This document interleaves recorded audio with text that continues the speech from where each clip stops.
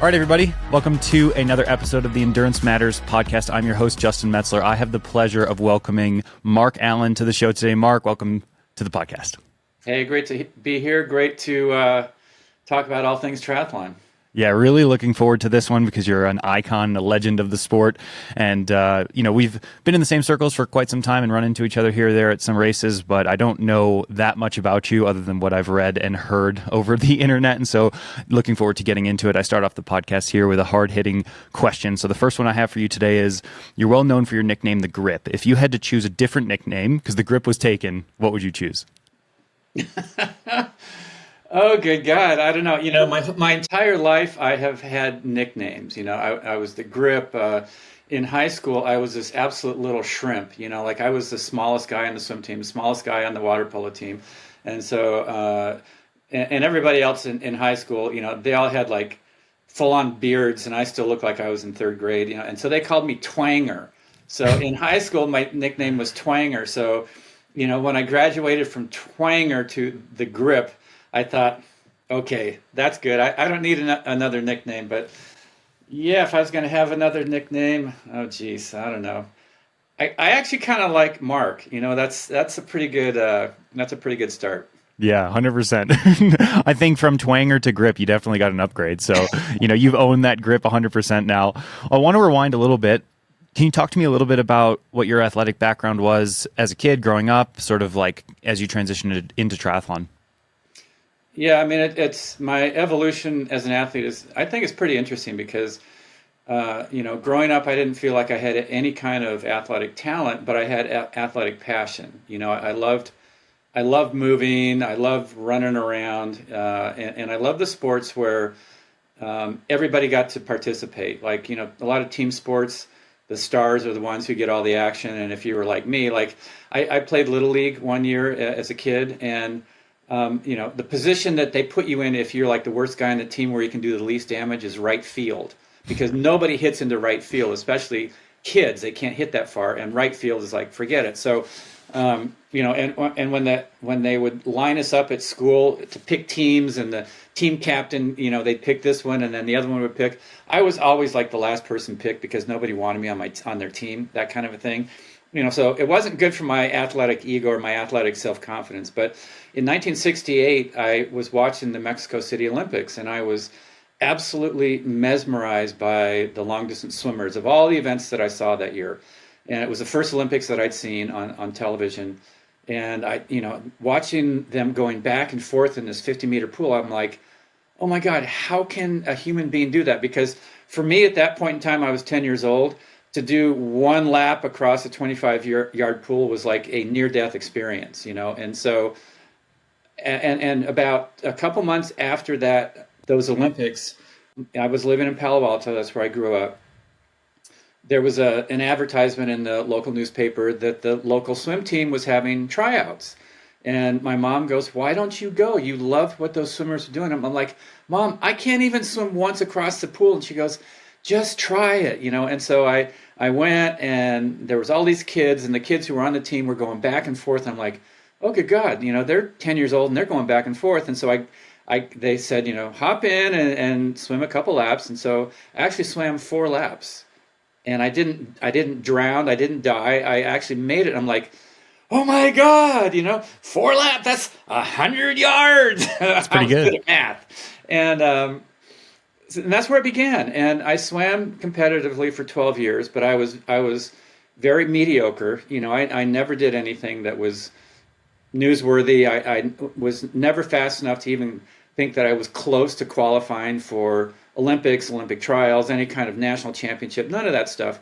But it was super fun and super satisfying for me. Like if I could get a couple tenths faster in my 100-yard back, that was just so fulfilling. And I love that thing of just going and drilling down into the workouts and doing them over and over and over, and then eventually seeing those personal successes. And, that was my background. I didn't do sports or swimming for all of those years to gain any kind of recognition. It was really a personal satisfaction, fulfillment kind of a journey. And I think, if you look at people in triathlon, that's what 99% of the people in the sport are doing. It's something that's very personal. You know, I just want to get to the finish line. I want to do a little bit faster in the race than I went last year. And those personal gains, whether they're in training or racing, as you know, are super exciting and super fulfilling. So anyway, I finished swimming when I was 22, made it all the way through college. And then at that point, and this was back in 1980, at that point, I thought, okay, this is the peak of my athletic fitness. I am forever going to get in worse and worse shape. And 6 months after that, my girlfriend at the time she liked to run, and she got me to enter this 10K with her. And so, you know, I had a pair of running shoes, and I didn't train, but I'm doing this 10K. And here I'm like, you know, 23, 24, and guys over twice my age were blowing by me. And so the little light bulb started to go on like, you know, maybe there is athletics after you get out of college, and maybe that is not the peak of the experience that I can have. But you know, 2 years later, I'm 24 years old, 1982, I'm watching Wide World of Sports, and it's the infamous Julie Moss crawl to the finish line. I was, you know, I was watching this thing called Ironman that Jim McKay was talking about and saying, you know, 2.4 miles, some 112-mile bike marathon. And I'm thinking, how many days does it take these people to finish that crazy thing? I thought it had to be like 2 or 3 days, right? And he's like, they start at 7, they got to finish by midnight, 17 hours later. I'm like, that's impossible. And, you know, at first I thought this is the most ridiculous thing ever. But then, you know, the emotion of seeing this very ordinary looking young woman, you know, crawling and making it to the finish line, and Kathleen McCartney passing her just within feet of Julie finishing, you know, the tears were coming down my face. And about 2 weeks after that, I thought, I have to go there and see if I can be one of those people to cross that amazing finish line. And so, you know, about 10 months after that, October 1982, I was on the start line of the Ironman.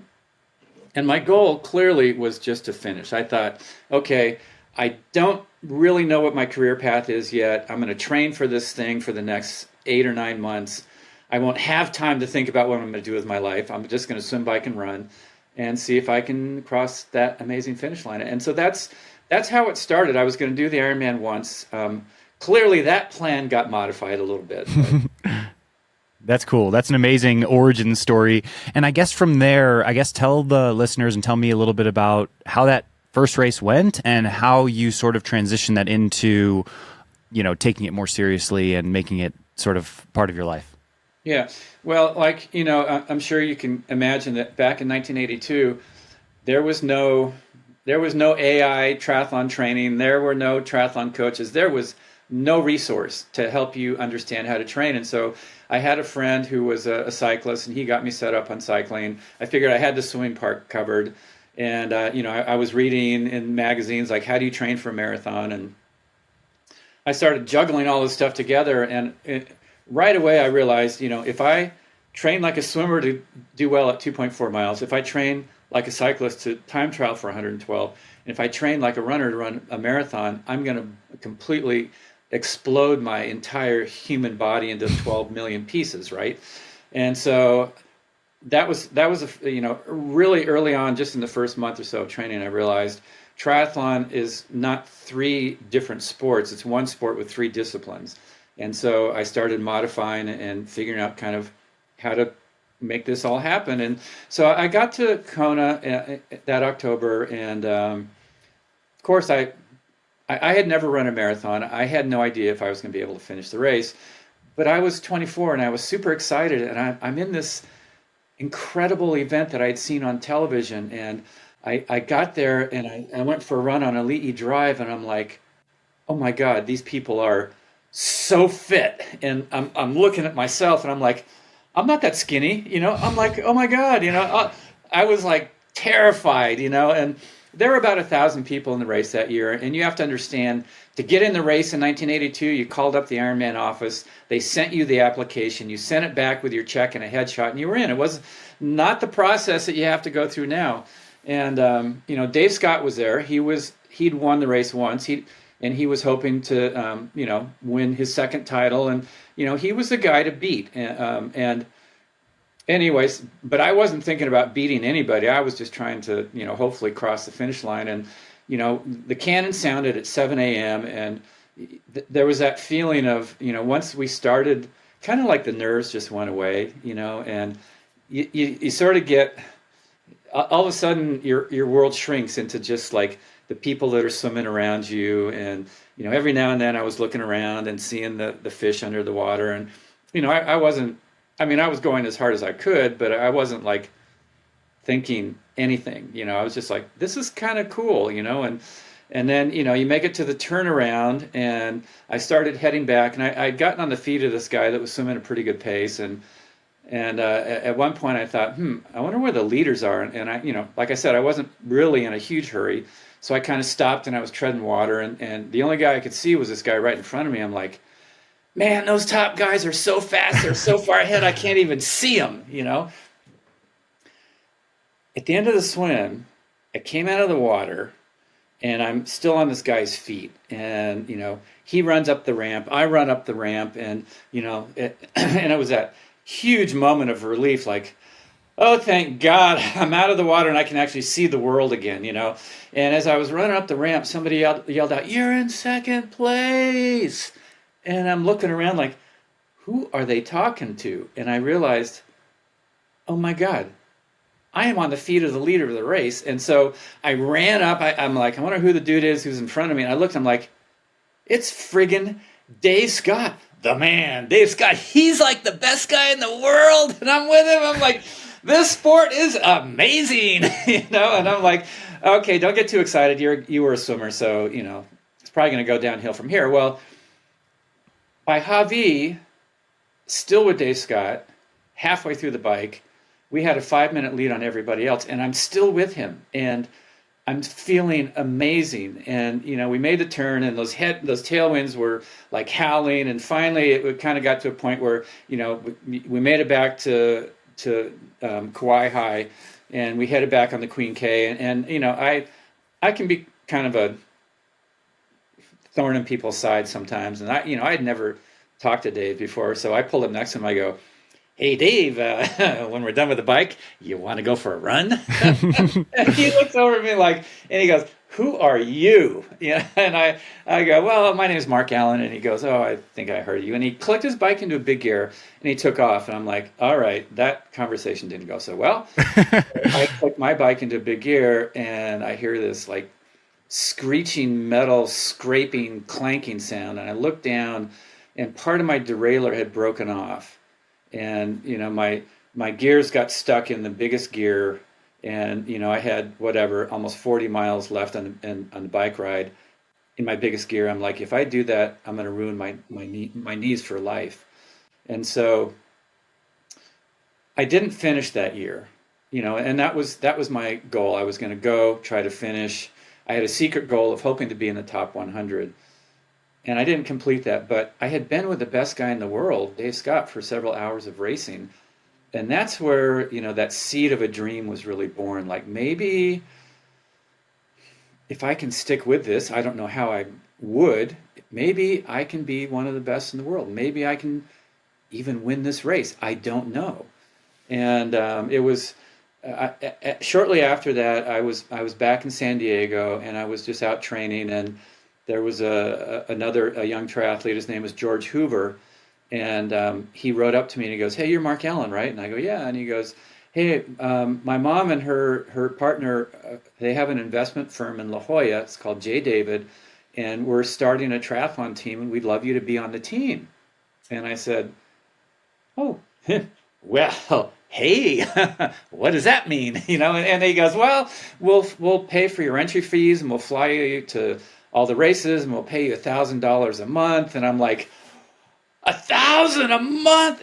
I tried to hide my enthusiasm. Like, $1,000 back then was like $1 million now, right? And so right away, less than a month after Kona, all of a sudden I had this sponsorship that was going to afford me the ability to actually put in, if I wanted, full-time training as a triathlete.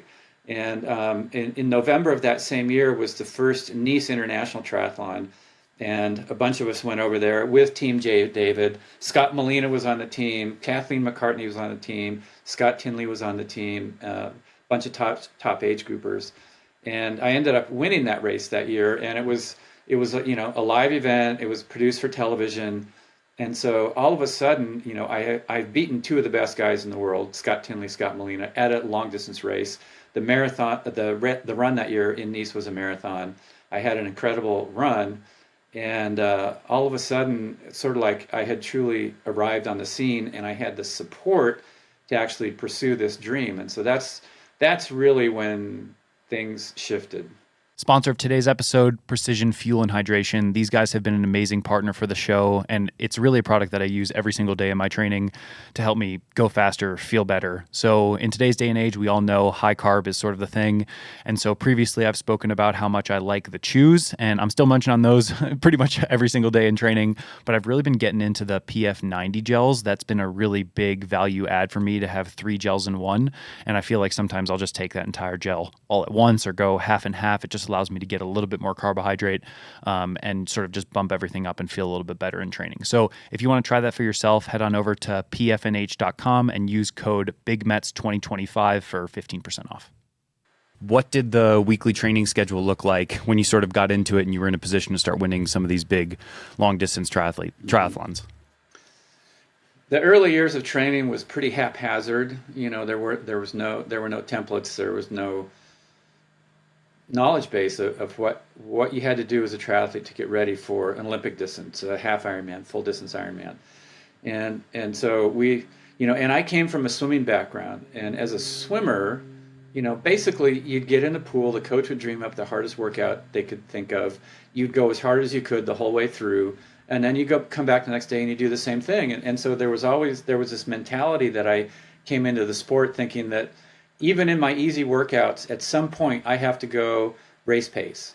And so I was looking at, let's say, what the top guys were running for their 10K in Olympic distance, and it's like, they're somewhere around 5-minute pace. So even if I went for like an easy 30, 40-minute run, the last 400 meters or half a mile, I'd try to go 5-minute pace. And, clearly if you train like that, you get this real quick increase in fitness, but it's not sustainable to go that hard all the time. Clearly that R word, recovery, was not even in my vocabulary. And so I saw that, yes, I had some really good results, but I also, had a lot of down moments where I'd get a little sick or I'd start to get a little niggling injury. And, it was very up and down. And I thought, this is not kind of like that linear sort of stair-step up progression that I felt like I should be getting over a period of time. And so after a good year and a half of, sort of stop, start, I was introduced to Phil Maffetone, who had been doing a lot of research on heart rate training. And he said, you have to develop this endurance physiology, which is kind of like that fat burning engine. And to do that, you've got to slow down, because when you're doing all that anaerobic work, you're stimulating an anaerobic system, which is important, but your body will selectively start to only develop that and not the endurance engine that you need. And so we went to the track, and he said, I want you to run at 155 beats a minute, gradually work up to that. And then we're going to have you time 3 miles and see what your average pace is. And that's going to be your aerobic pace, your max aerobic pace, the maximum speed you can go at this point in time with the physiology that you have developed or not developed. And so, 155 beats a minute, I'm thinking, okay, I don't know what that means. And so he gave me this heart rate monitor, which was actually like a gigantic box that was strapped to my chest with an ace bandage, and the readout on it was this readout thing on the top.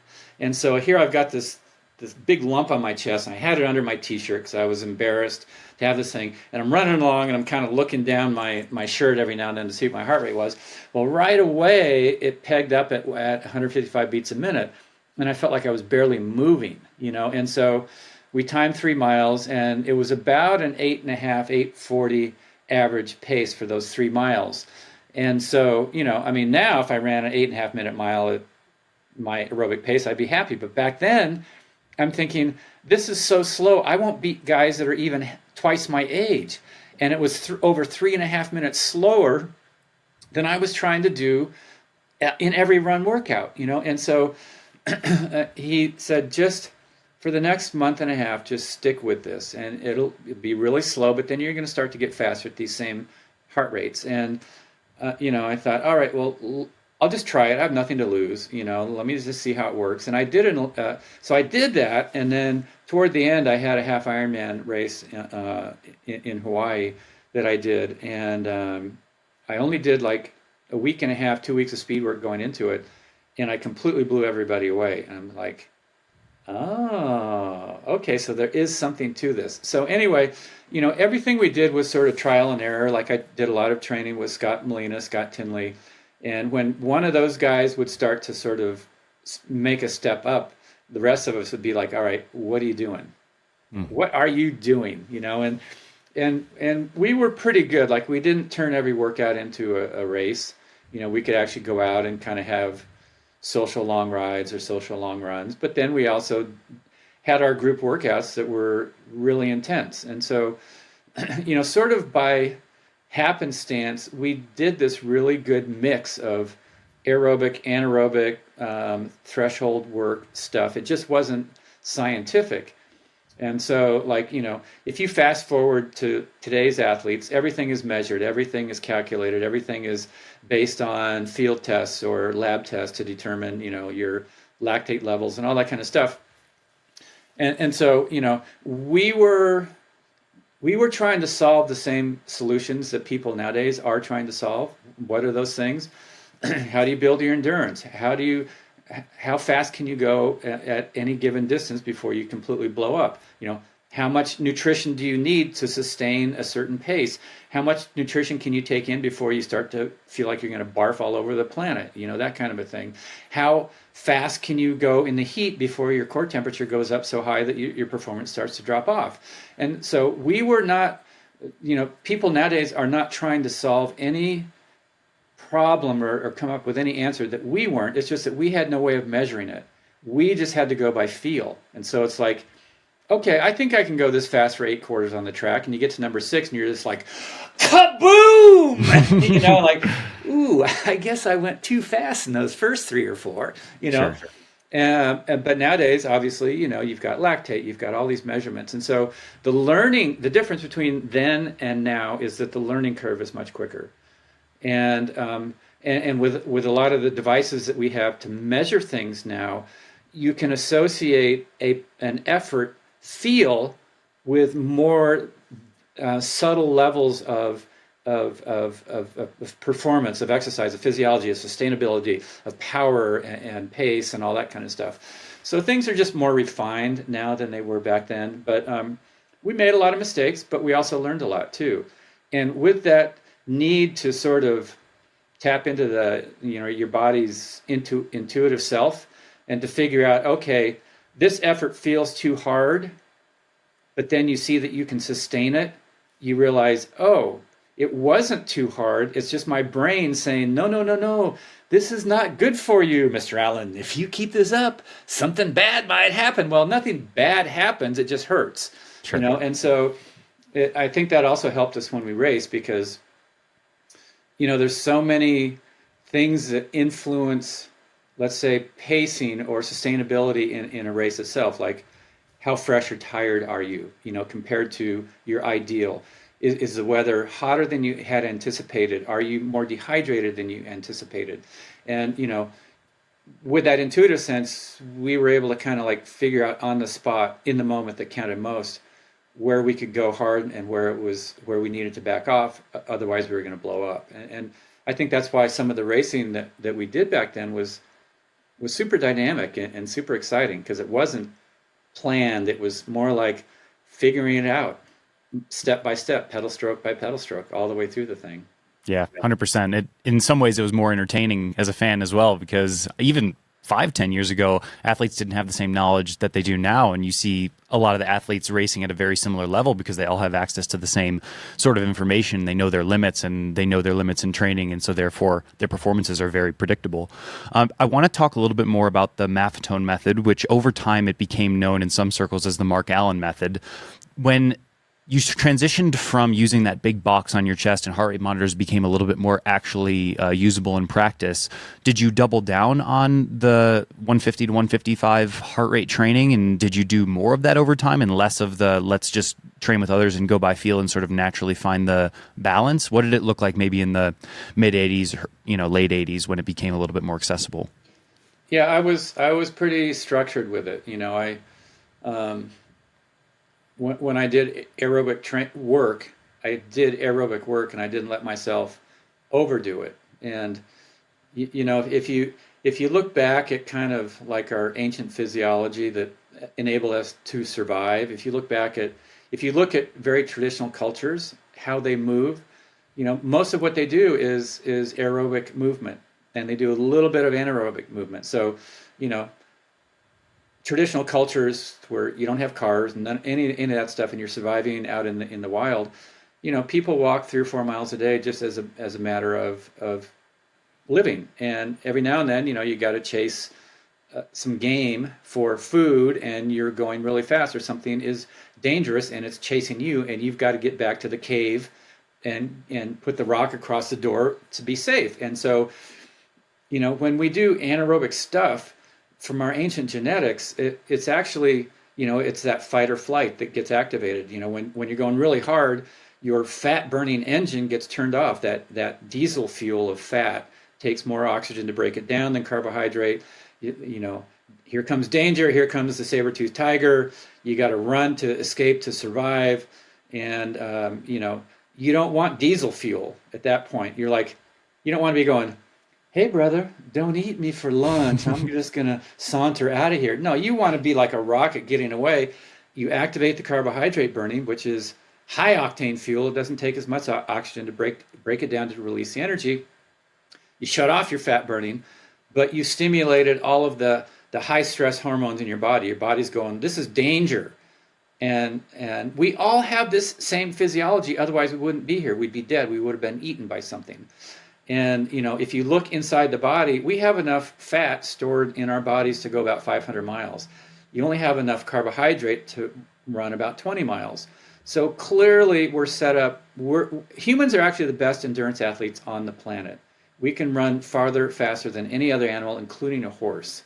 And like if you look at the Western States 100 records, the human 100 record is faster than the horse 100 record in the Western States. So anyway, I really tried to sort of honor that, because if, like I said, I tried the going hard all the time type of training, and it got me quick results, but it also, kept falling off the cliff.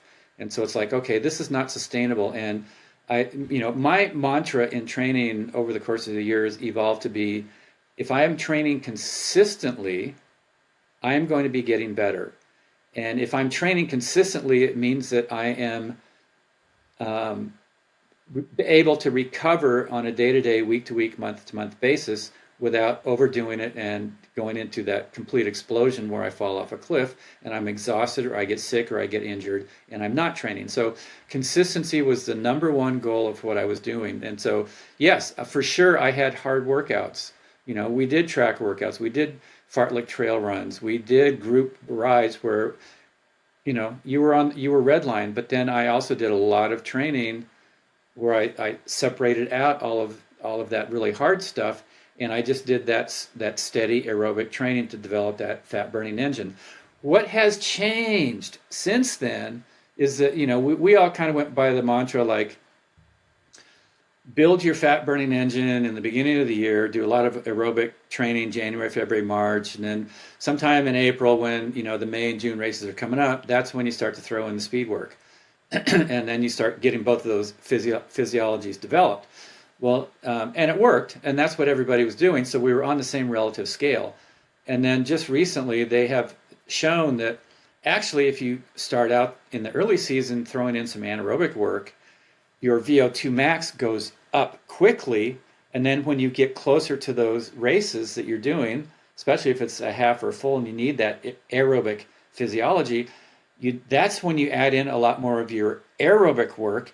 You have this huge engine that you're working with, and your aerobic pace is so much faster, and you develop so much more of that fat burning physiology quicker, and you shift away from that carb burning physiology, which is important to conserve your carbohydrates when you're doing, let's say, an Ironman.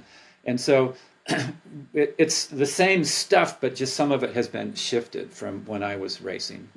Sure. Very interesting. And yeah, it's great to hear. It's very interesting to hear all of the things that you guys went through to get those conclusions. And today we're still, I think, evolving. And I think maybe in another 30 years' time, we'll be looking back on what's happening today with a completely different perspective with all the information that we learn in 30 years' time. Today's episode is brought to you by BUYCYCLE. For many years, I've struggled at the end of the season or even in the middle of the season to sell a bike that's been collecting dust in the garage to get a few extra bucks to maybe get to another race. And I've always used local marketplaces and maybe fished through all of the scams and bad offers out there. I've also really struggled with understanding maybe what the value of my bike is. And now with BUYCYCLE, it takes all the guesswork out of it. They help you estimate what your bike's worth. They connect you to a worldwide group of cyclists who can view the bike that you have, and they even come to your door and pick up the bike itself. So if you're interested in checking out BUYCYCLE, head on over to buycycle.com/endurance matters. That's BUYCYCLE.com/endurance matters, and use code endurance30 for 30% off seller protection.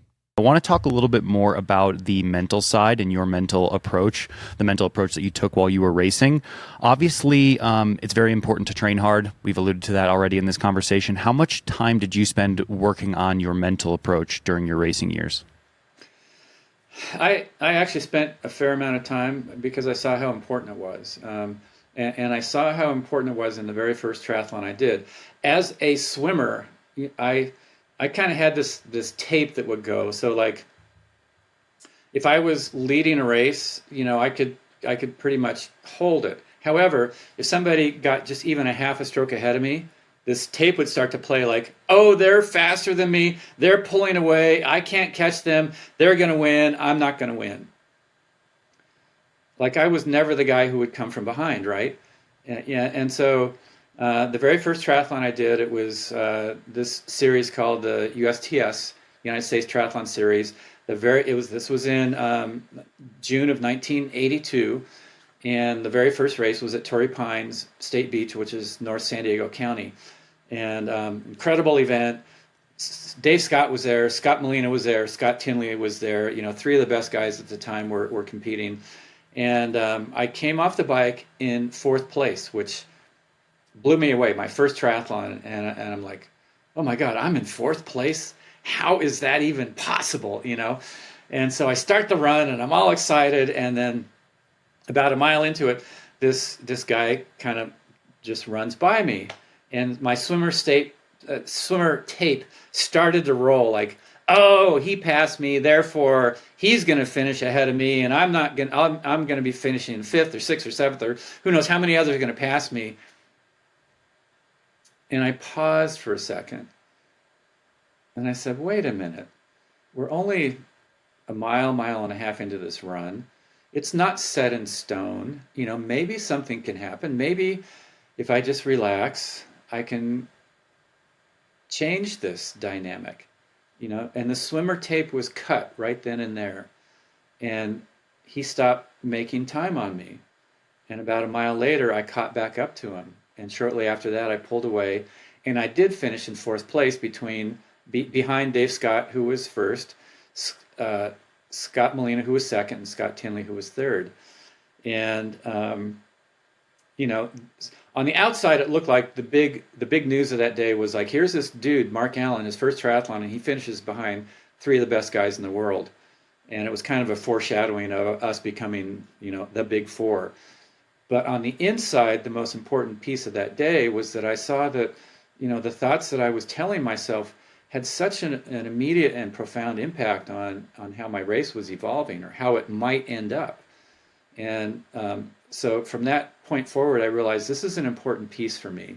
because I don't know if I have the biggest genetic toolbox in the world, but even if I do, if my mind isn't in the right place, if I'm telling myself negative stuff all the time, that's what's going to happen. And if I can shift that, that could be something really positive. And in the early days, I didn't have a real structure for that. In the second half of my career, I ended up um, studying shamanism with a gentleman, Brant Secunda, who teaches a tradition that comes from central Mexico, from the Huichol people in that area. And they have a very, very broad and deep sort of spiritual tradition that they go by. And a lot of their practices are based around getting your mind to just be quiet. They say when you're chattering and you're talking and you're telling yourself all this stuff and asking yourself all this stuff, usually it's negative, and just be quiet, and then you might hear the answers you're searching for in life. And so I really worked a lot with Brant and the practices that he taught to just be able to just kind of go, all right. So like, here's an example. Like, in the early part of my career, I was sort of thinking, okay, visualization and positive imagery and positive affirmations that I tell myself. And all of those things are good. And so before I would have a big race, I would go through the race and try and, visualize it. And, that's sort of like something that a lot of us do. And, I also tried to kind of have like my mantras, like, I'm smooth and light as a feather on the marathon, or whatever it is, right? But I found that, like, let's say I'm at Ironman and I've been in the lead, and all of a sudden I blow up. I'm getting sick to my stomach. I'm walking. Dave Scott passed me once again, and first of all, if I could even think of those mantras and remember them in the middle of that race, I was doing a good job. But when I would tell them to myself, like, I'm light as a feather. Like, no, I'm not. I feel like a friggin' elephant out here. Totally. I can't get both feet off the ground at the same time. So that just didn't work for me, Yeah. But I knew that I had seen that when you're in that flow, you stop talking to yourself. You stop judging, is this good? Is this bad? You're just in it, and you're engaged in it, and you're caught up in being the best you can be in that moment, and the next and the next and the next. And there's no need to have an outcome come to you. You're just part of this thing that's going on, and you're assessing, do I need to eat? Do I need to drink? Do I need to speed up? Do I need to slow down? What do I need to do to optimize my performance right here? Relax my shoulders, whatever it is. But there's that quiet that's enveloping that entire experience.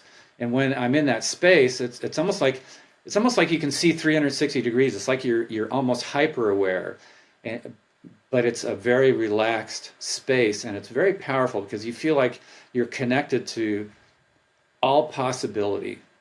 And so even if you're like a million miles behind and somebody's pulling away from you, there's still possibility.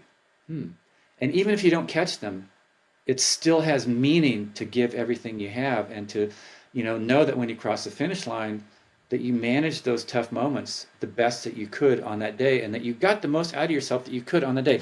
There's only going to be one person who crosses that finish line in first.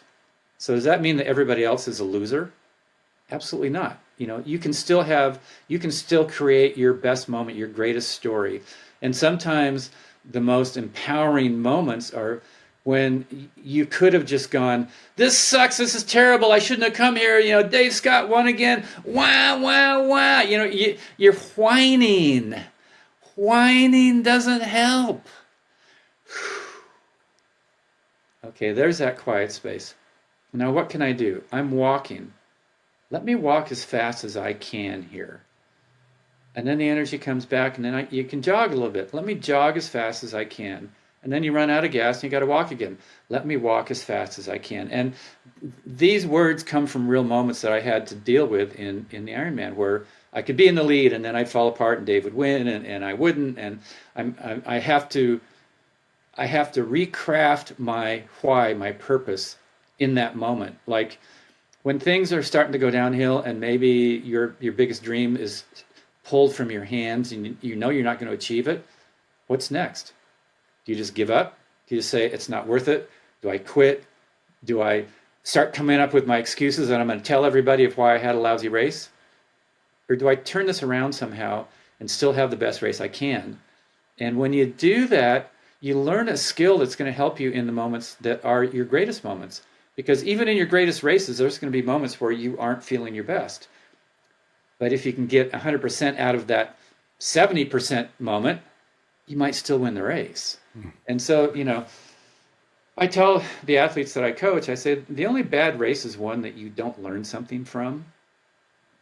Whether you achieved a PR, you podiumed, you qualified for a championship, or you completely blew up, it's a waste of, you've missed the essence of it if at some point in the future you don't reflect back and figure out, what did I get out of that? What did I learn from it? Sure. And that's super empowering, because then the richness of the triathlon experience, of that racing experience, is always going to be there for you.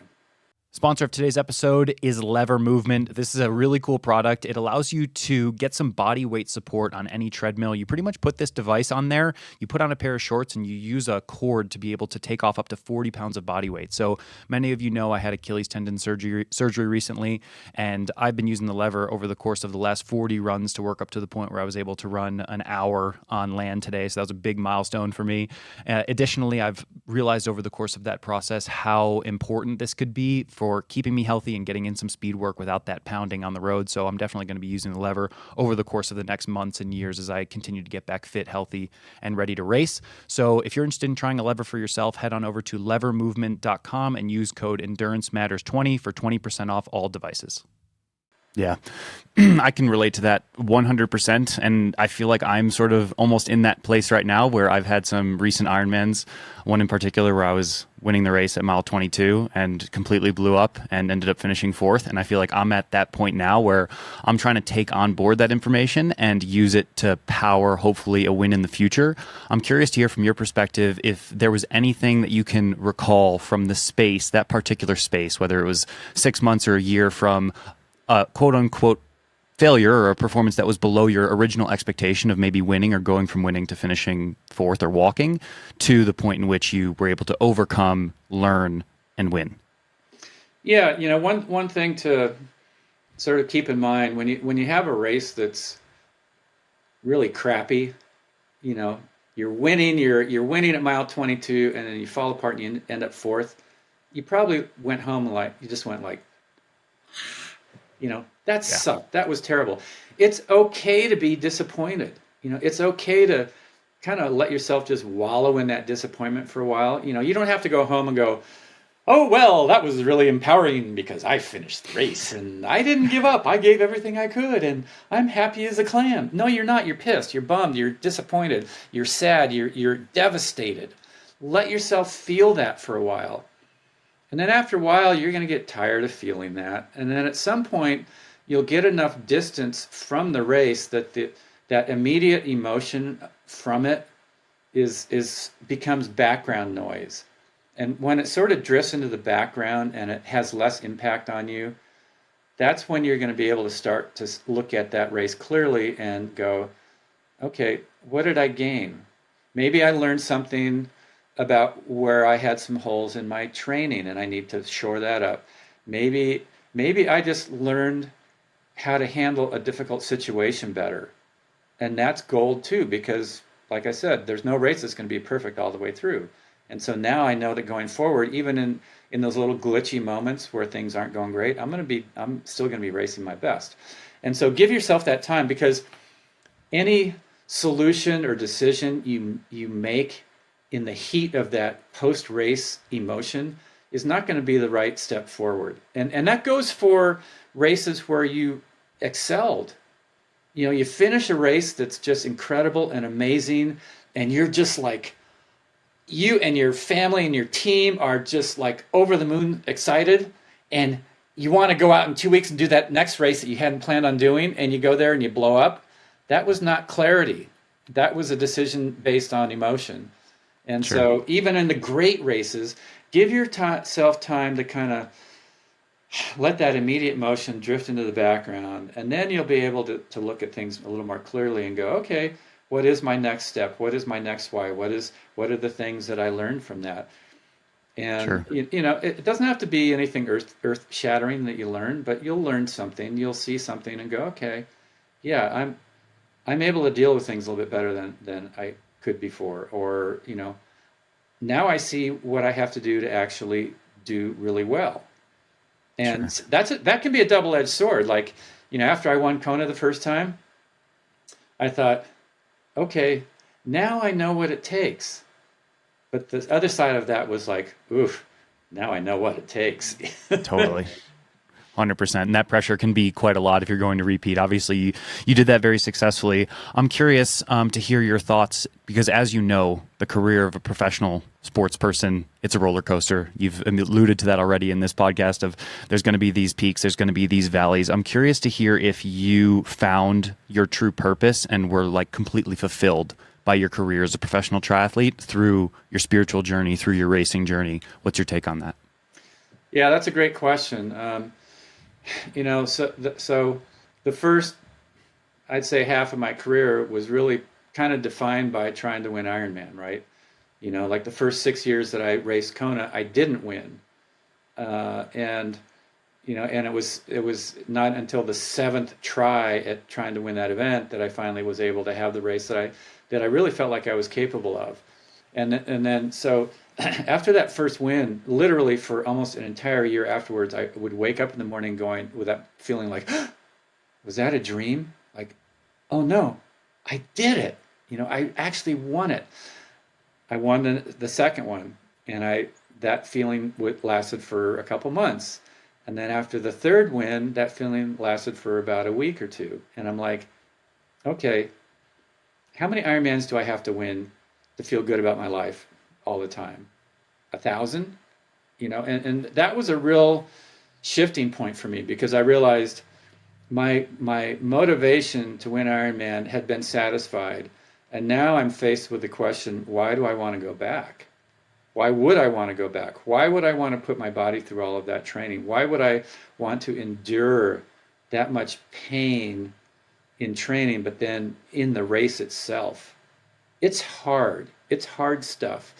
And when you're trying to beat the best in the world at one of the biggest races ever in our sport on one given day, there's no second chances. You have to do it on that day, no matter what mood you're in, and that's hard. And I just couldn't come up with a reason. Like I was just like, winning is not going to motivate me to get out there and do all that shit again.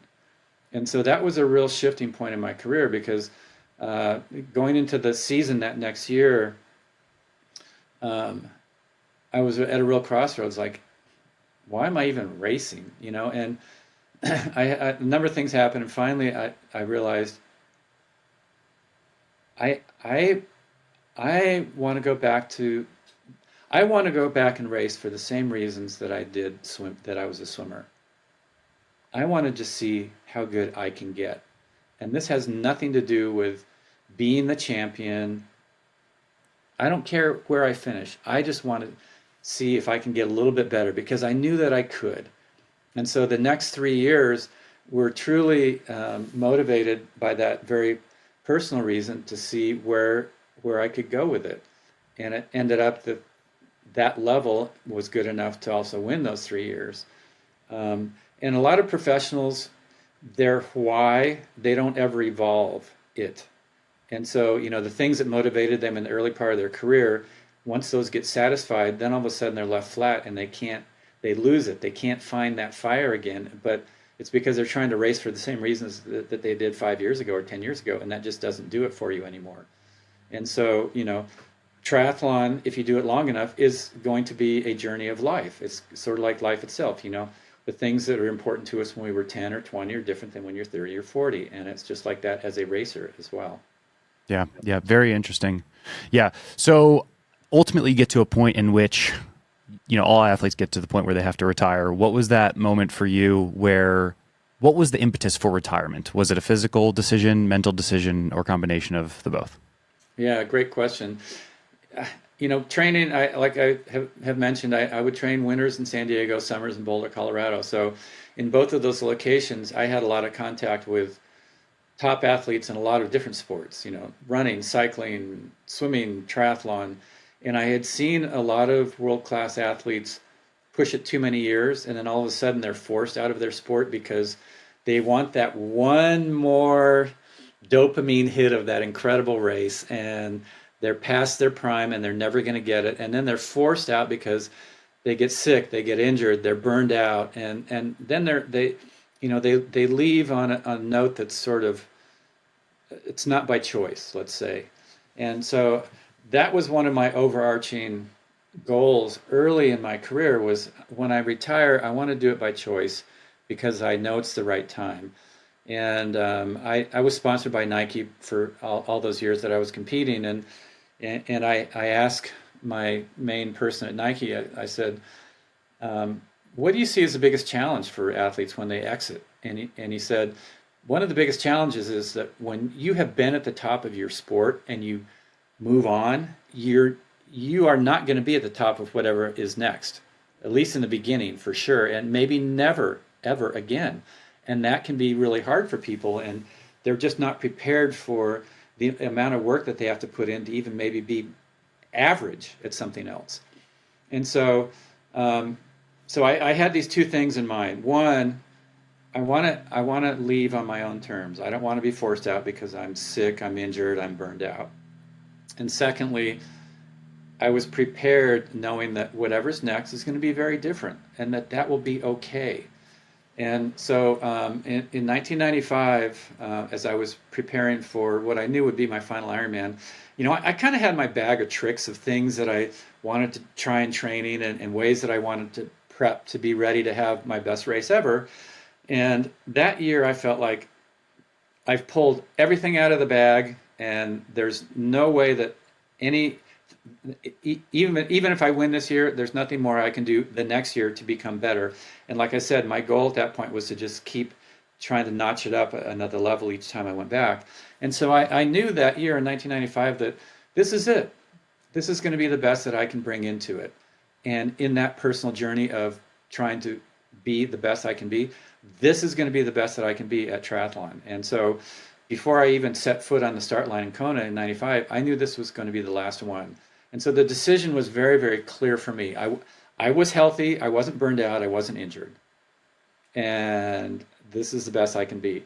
It's the time. It is the time. And so, fortunately, I had a great race that year. And actually, it's ironic because I kind of would always go and have a chat with the island before the race. And, I left some offerings at this place that I like to go there, and right by the water. And I said, let me just have one last great race.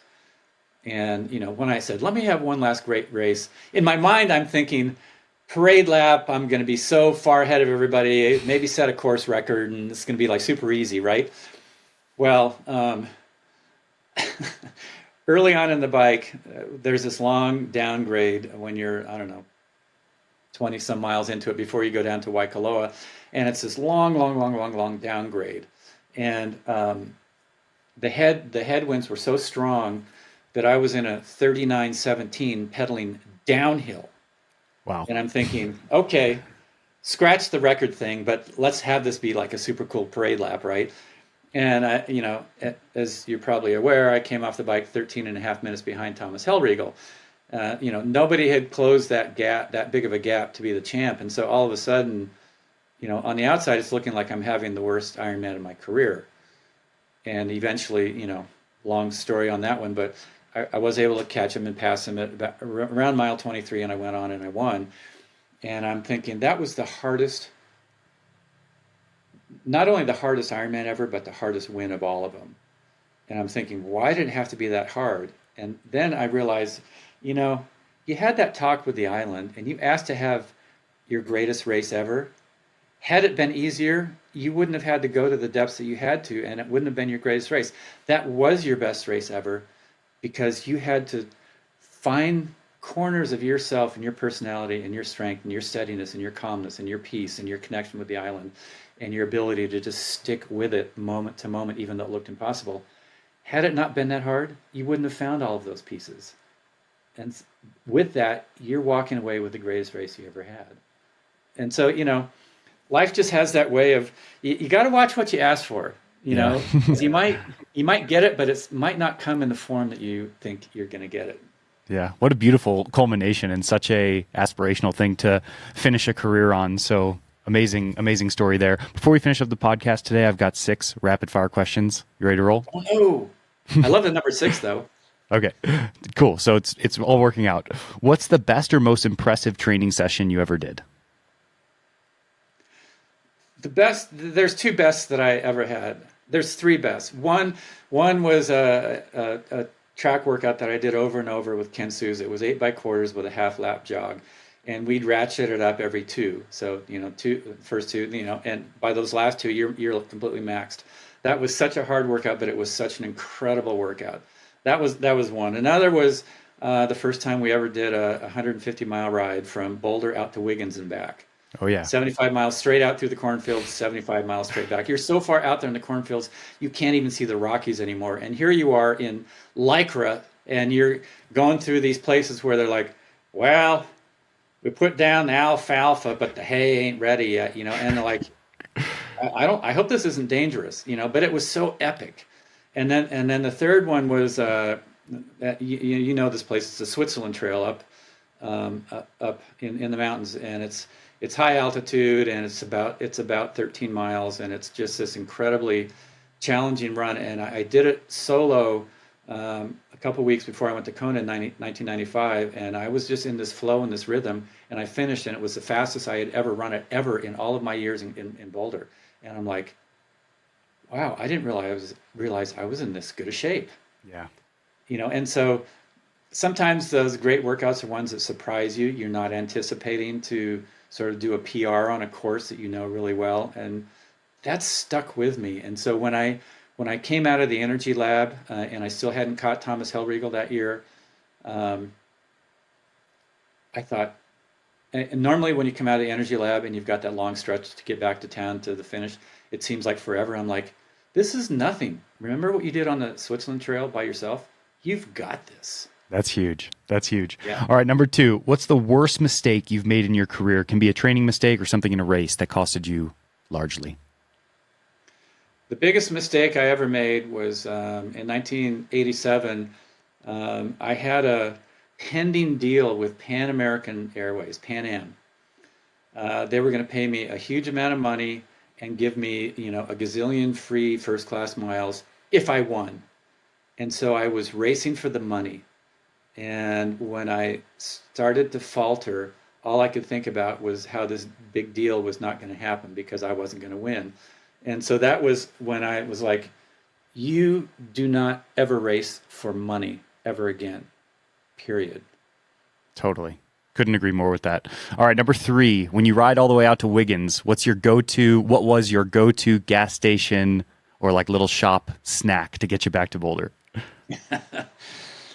Well, it was always hot, so it was always Gatorade. Usually it was like a bag of Doritos because they were super salty. There were some long rides where my body was on so empty, I'd actually have a hamburger. Oh, yeah. That'll get you going. All right, number 4, who is the best athlete that you raced or coached, but very few people have heard of or know?